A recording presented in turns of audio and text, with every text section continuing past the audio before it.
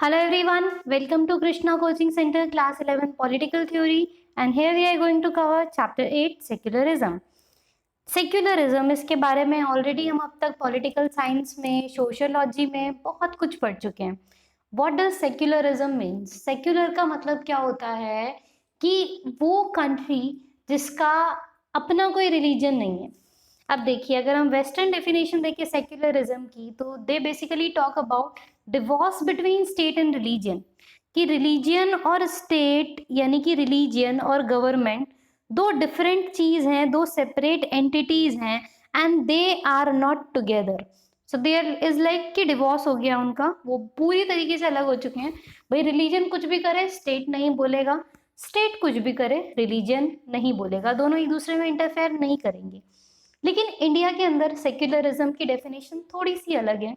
In fact काफ़ी ज़्यादा अलग है. कैसे अलग है कि हम ये नहीं कहते कि हमारा पूरा डिवोर्स हो गया है, कि हमारा तो पूरा ही कंट्री अलग हो गया है रिलीजन से. वी आर लाइक नो, अगर रिलीजियन अपनी एक लेवल से आगे जाता है या उस रिलीजन की वजह से ह्यूमैनिटी एज अ होल को नुकसान हो रहा होता है या कोई और चीज़ें हो रही होती है, देन स्टेट विल इंटरफेयर. तब स्टेट इंटरफेयर करेगा. बट स्टेट का अपना कोई रिलीजन नहीं है, कि स्टेट अपने आप को नहीं बोल रहा है कि हाँ ठीक है, मेरा अपना रिलीजन जो है वो क्रिश्चियनिटी है या मेरा अपना रिलीजन जो है वो हिंदुइज्म है या इस्लाम है. कुछ भी इस तरीके से वो नहीं बोल रहे हैं.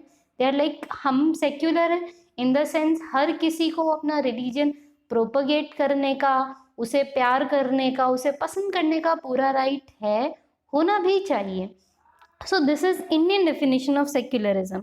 सो यहाँ पे क्या बात हो रही है कि जब डिफरेंट कल्चर और कम्युनिटी एग्जिस्ट करते हैं सेम कंट्री में, when different culture and community exist in the same country, how should a democratic state ensure equality for each of them.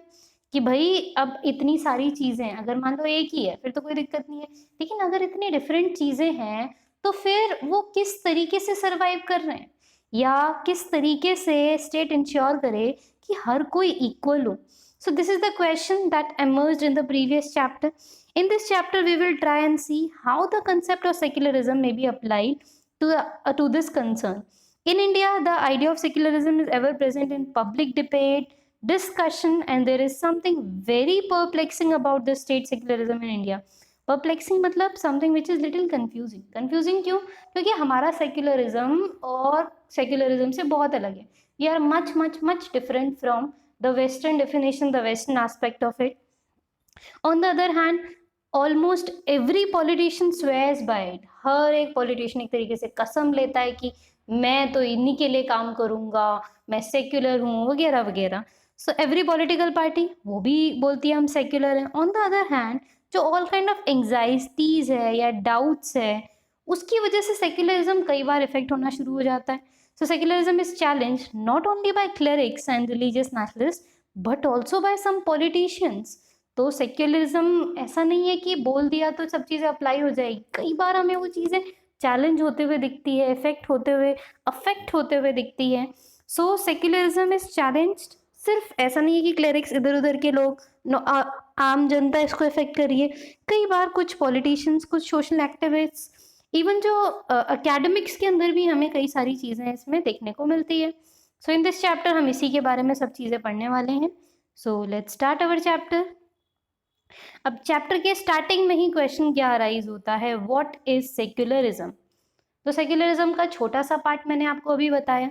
अब यहाँ पे क्या कह रहे हैं, दो Jews face discrimination for centuries throughout the Europe. In the present state of Israel, Arab minorities, both Christian and Muslims, have excluded from social, political and economic benefits available to Jewish citizen. अब देखिए, बहुत एक अजीब सी बात है कि जो Jews है वो काफ़ी समय तक उनको ऐसा ट्रीट किया गया था कि वो माइनॉरिटी हैं, उनके साथ डिस्क्रिमिनेशन होता था. तो एक ऐसा ग्रुप जिसके साथ डिस्क्रिमिनेशन हो रहा है उसको पता होता है कि डिस्क्रिमिनेशन कैसे होता है.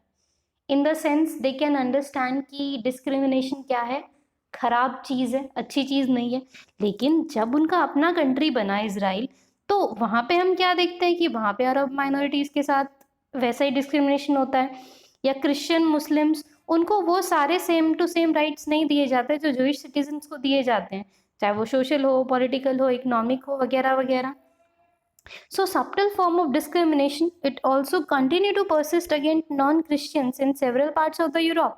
तो जो कंडीशन है आपकी रिलीजियस माइनॉरिटीज़ की in the neighbouring state of Pakistan and Bangladesh, वो भी हम देख सकते हैं. आप ये देखिए पाकिस्तान में जो बेसिकली हिंदू कम्युनिटी के हैं, क्रिश्चियन कम्युनिटी के लोग हैं, उनके साथ बहुत अच्छा बर्ताव नहीं होता है.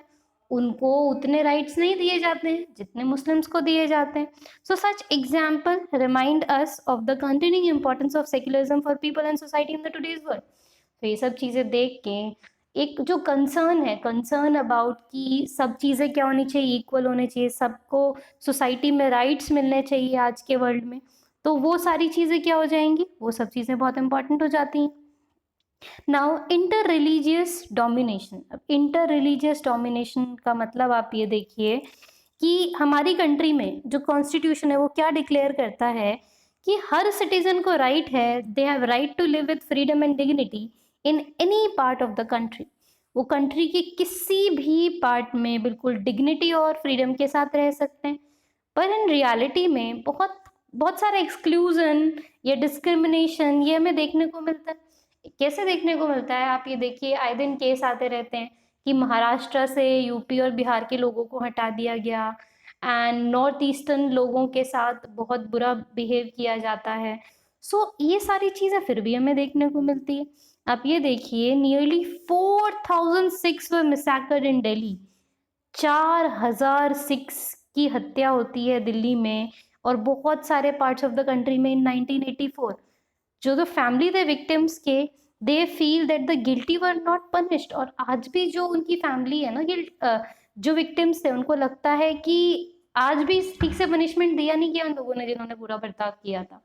कि इतनी बुरी कंडीशन हो गई थी पूरे कंट्री के अंदर 1984 के दौरान, वो लिटरली बहुत ही दयनीय सिचुएशन थी. And several thousand of Hindu Kashmiri Pandits have been forced to leave their home in the Kashmir valley.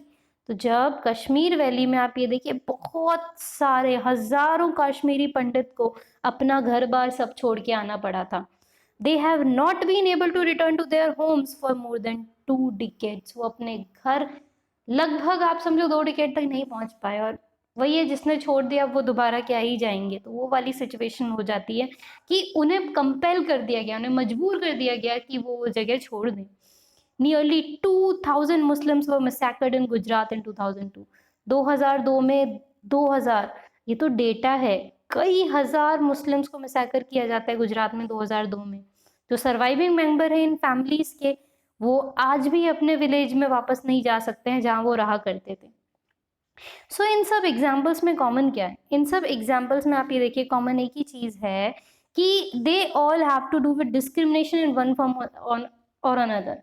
तो जितना भी हम सेक्युलरिज्म की बात कर लें, ये सब चीज़ें कर लें, लेकिन कहीं ना कहीं हम देखते हैं कि ये भेदभाव हमें देखने को मिलता ही मिलता है. सो इन ईच केस जो मेंबर्स हैं वन कम्युनिटी के, उन्हें टारगेट किया जाता है, विक्टिमाइज किया गया है उनकी रिलीजियस आइडेंटिटी को लेकर के. सो इन अदर वर्ड्स जो बेसिक फ्रीडम है, basic freedom of set of citizens, वो डिनाई हो रहे हैं यहाँ पे.